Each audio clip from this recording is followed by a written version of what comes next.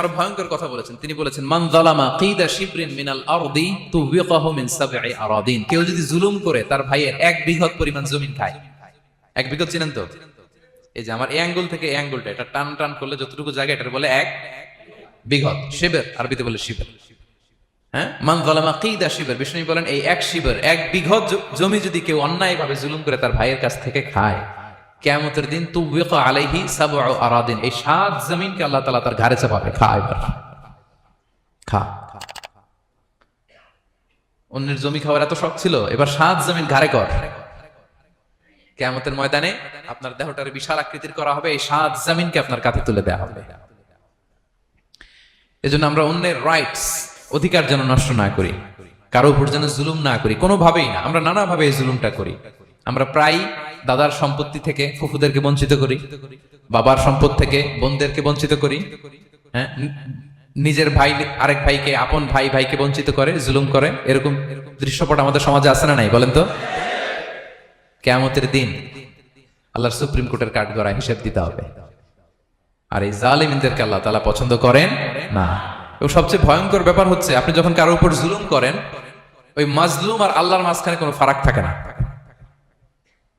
আল্লাহ ওই ফারাকের পর্দা উঠায় নাই। বিষ্ণু বলেন, ইত্তাকি দাওয়াতাল মাজলুম, তোমরা মজলুমের বদদোয়াকে ভয় করো, খবরদার।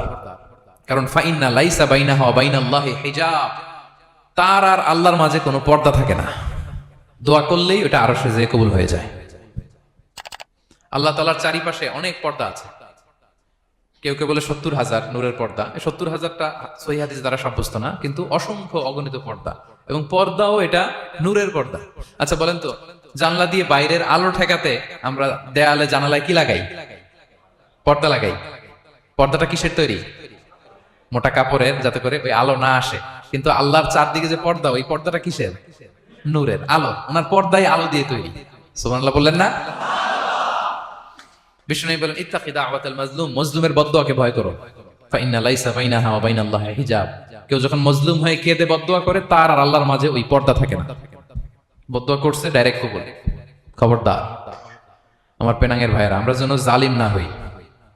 In it's any form, operation in it's any form, যেই কোনো ভাবে, যেই কোনো ক্ষেত্রে, যেই কোনো ধরনের হতে পারে জুলুম। কাউকে আপনি ছোট্ট কোনো কাজে ঠকালেন, বন্টন নীতিতে ঠকালেন, হ্যাঁ, জমি মেরে দিয়ে ঠকালেন, আমানত মেরে দিয়ে ঠকালেন, ইন ইটস এনি ফর্ম যদি জুলুম করে থাকেন, খবরদার।